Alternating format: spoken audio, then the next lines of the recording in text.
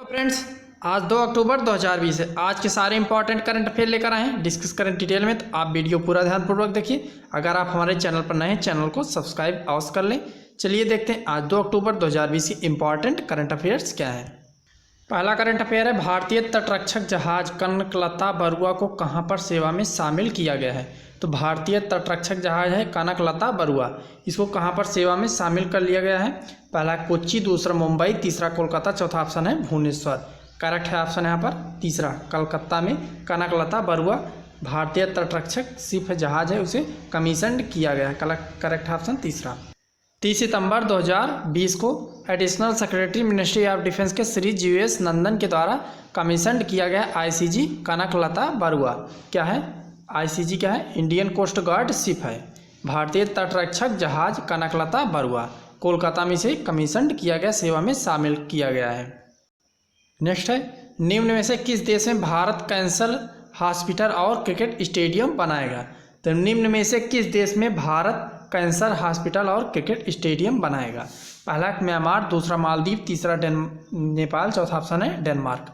Correct कौन सा होगा, भारत सरकार कैंसर हॉस्पिटल और क्रिकेट स्टेडियम किस देश में निर्माण करेगा। करेक्ट है ऑप्शन यहाँ पर दूसरा, मालदीव देश में भारत सरकार कैंसर हॉस्पिटल और क्रिकेट स्टेडियम बनाएगा मालदीव देश के लिए। करेक्ट ऑप्शन दूसरा।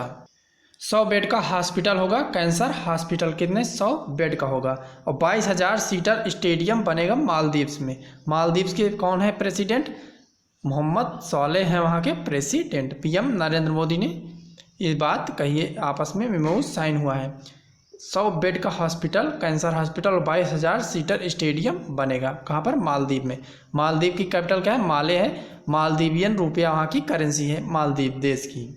अगला करंट अफेयर है, हाल ही में NSG का नया DG किसे बनाया गया है। नेशनल सिक्योरिटी गार्ड, राष्ट्रीय सुरक्षा बल, राष्ट्रीय सुरक्षा बल का नया DG किसे बनाया गया है बताइए। पहला ऑप्शन है SS देसवाल, दूसरा राजेश कुमार, तीसरा कर्मवीर सिंह, चौथा ऑप्शन है अनूप कुमार सिंह। करेक्ट कौन सा होगा, करेक्ट है ऑप्शन यहाँ पर कौन सा बताइए, पहला SS देसवाल को NSG का नया DG बनाया गया है। करेक्ट ऑप्शन पहला SS देसवाल। SS देसवाल वर्तमान में ITBP के प्रमुख हैं। इन्हें एडिशनल चार्ज दिया गया, अतिरिक्त प्रभार दिया गया नेशनल सिक्योरिटी गार्ड का। NSG का इन्हें DG बनाया गया, अतिरिक्त चार्ज दिया गया है SS देसवाल को। ये वर्तमान में ITBP के चीफ हैं, प्रमुख हैं। ये है SS देसवाल। NSG का मुख्यालय कहाँ है, नई दिल्ली में। NSG नेशनल सिक्योरिटी गार्ड का मुख्यालय है नई दिल्ली में। अनूप कुमार सिंह को रिप्लेस किया SS देसवाल ने। अनूप कुमार सिंह रिटायर हो गए, उनका अतिरिक्त प्रभार लिया है SS देसवाल ने। अनूप कुमार सिंह थे नेशनल सिक्योरिटी गार्ड के DG, वो रिटायर हो गए हैं, उनका स्थान अतिरिक्त चार्ज किसने लिया, SS देसवाल ने। नेक्स्ट है, RBI ने 6 सरकारी बैंकों के नाम को RBI अधिनियम की कौन सी अनुसूची से बाहर कर दिया है। इंपॉर्टेंट करंट अफेयर है, RBI ने 6 सरकारी बैंकों के नाम को RBI अधिनियम की कौन सी अनुसूची से बाहर कर दिया है। पहला ऑप्शन है पहली अनुसूची, दूसरा ऑप्शन है तीसरी अनुसूची, तीसरा ऑप्शन है दूसरी अनुसूची, चौथा ऑप्शन है चौथी अनुसूची।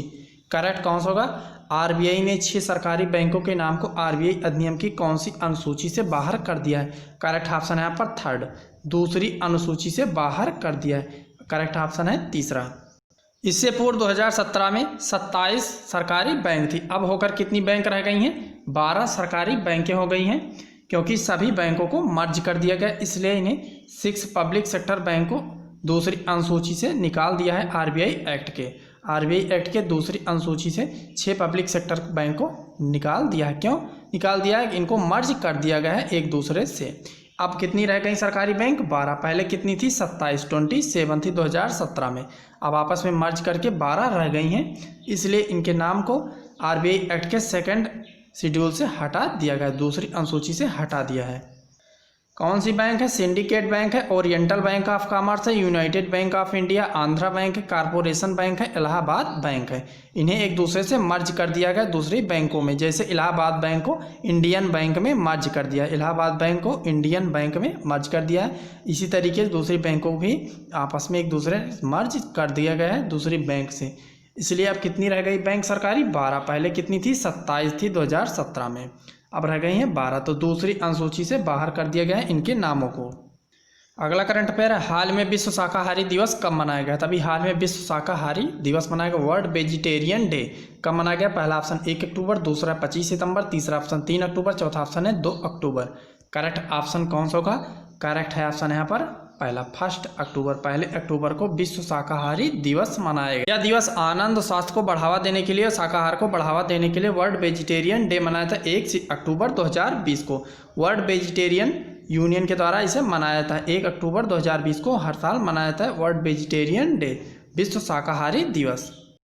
नेक्स्ट है, सामाजिक न्याय एवं अधिकारिता मंत्री ने अनुसूचित जाति के लिए किस मिशन को लॉन्च किया है? सामाजिक न्याय और अधिकारिता मंत्री ने एससी शेड्यूल्ड कास्ट के लिए किस मिशन को लॉन्च किया है? एससी के लिए सामाजिक न्याय और अधिकारिता मंत्री ने पहला option Abdul Kalam social innovation mission, दूसरा Atal social innovation and incubation mission, तीसरा Gandhi social innovation and incubation mission, चौथा option Ambedkar social innovation and incubation mission. Correct कौन सा होगा?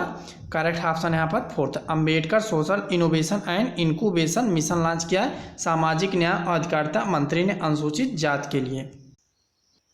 एससी के लिए नवाचार एवं उद्यमिता को बढ़ावा देने के लिए सामाजिक न्याय एवं अधिकारिता मंत्री केंद्रीय मंत्रालय के मंत्री हैं श्री थावर चंद गहलोत। इन्होंने लॉन्च किया वर्चुअली माध्यम से Ambedkar social innovation and incubation mission ASIIM असीम योजना लॉन्च की है श्री थावरचंद गहलोत ने एससी के लिए नवाचार उद्यमिता को बढ़ावा देने के लिए। अगले 4 वर्षों में 1000 स्टार्टअप्स को सहयोग करेगी सरकार, 1000 स्टार्टअप्स को सहयोग करेगी एससी के लिए।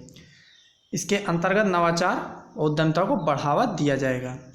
नेक्स्ट है, हाल ही में अंतर्राष्ट्रीय वृद्धजन दिवस कब मनाया गया है? बताइए। अभी हाल ही में अंतर्राष्ट्रीय वृद्धजन दिवस मनाया गया है। पहला ऑप्शन है 2 अक्टूबर, दूसरा है 30 अक्टूबर, पहला है 1 अक्टूबर, चौथा ऑप्शन है 3 अक्टूबर। करेक्ट कौन सा होगा?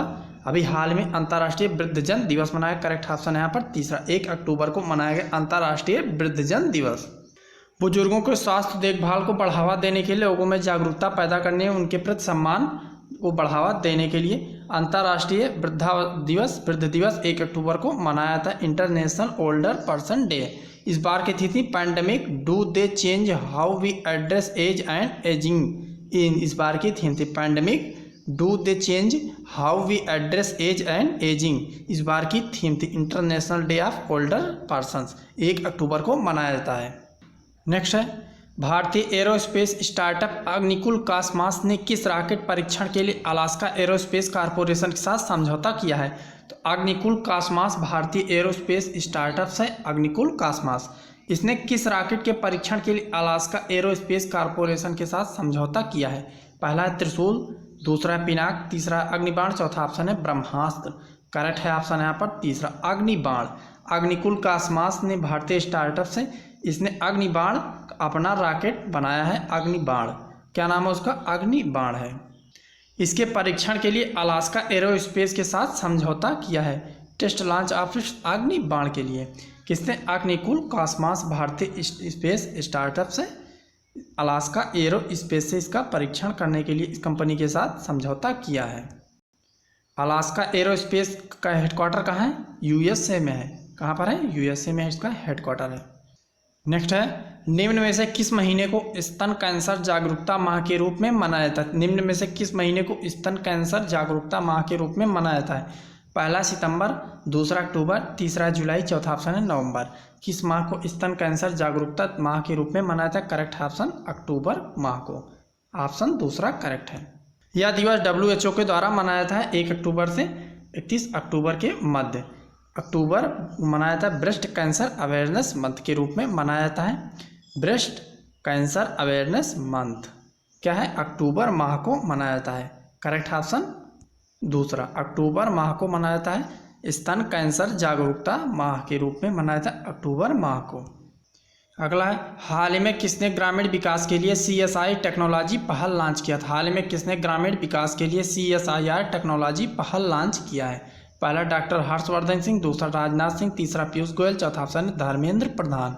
करेक्ट ऑप्शन यहाँ पर पहला डॉक्टर हर्षवर्धन सिंह ने ग्रामीण विकास के रूरल डेवलपमेंट के लिए CSI टेक्नोलॉजी पहल का शुरुआत किया है। करेक्ट ऑप्शन पहला। 30 सितंबर को निर्माण भवन नई दिल्ली से इसका शुभारंभ किया गया। 40वें फाउंडेशन स्थापना दिवस पर, CSI के 40वें स्थापना दिवस पर इसका शुरुआत किया CSI टेक्नोलॉजी का। CSI का फुल फॉर्म क्या होता है? Council of science and industries research. Council of science and industrial research CSI का फुल फॉर्म होता है। इसके 40वें स्थापना दिवस पर CSI टेक्नोलॉजीज का शुभारंभ किया गया। इनोवेशन को बढ़ावा देने के ग्रामीण स्तर पर, ग्रामीण विकास को बढ़ावा देने के लिए 30 सितंबर को निर्मल भवन नई दिल्ली से डॉक्टर हर्षवर्धन सिंह ने इसका शुभारंभ किया है। नेक्स्ट क्वेश्चन है, चीनी विदेशी निवेश प्रस्तावों के स्क्रीन पैनल की अध्यक्षता कौन कर रहा है? चीनी विदेश निवेश प्रस्तावों के लिए स्क्रीन पैनल की अध्यक्षता कौन कर रहा है? अभी हाल ही में भारत सरकार ने स्क्रीन पैनल बनाया। चीनी विदेश निवेश से जो प्रस्ताव आते हैं उसको स्क्रीनिंग करने के लिए उसके अध्यक्ष कौन है? पहला अजय कुमार भल्ला, दूसरा SS देसवाल, तीसरा कनकलता बरुआ, चौथा ऑप्शन है कृष्णस्वामी नटराजन। करेक्ट कौन सा? करेक्ट ऑप्शन है यहाँ पर पहला अजय कुमार भल्ला को स्क्रीनिंग पैनल का अध्यक्ष बनाया भारत सरकार ने। ये है अजय कुमार भल्ला। भारत सरकार ने पैनल बनाया है चाइनीज फॉरेन इन्वेस्टमेंट प्रपोजल को निगरानी के लिए। जो चाइनीज से प्रपोजल आएंगे इन्वेस्टमेंट के लिए, उसके लिए अजय कुमार भल्ला को स्क्रीनिंग पैनल का अध्यक्ष नियुक्त किया गया है। चीन की कैपिटल क्या है? बीजिंग है। शी जिनपिंग वहाँ के प्रेसिडेंट हैं। रिनमिनबी चीन की करेंसी है। फ्रेंड्स, ये थे आज के मोस्ट इंपॉर्टेंट करंट अफेयर 2 अक्टूबर 2020 के। कल मिलते हैं नए इंपॉर्टेंट करंट अफेयर्स के साथ। नमस्कार।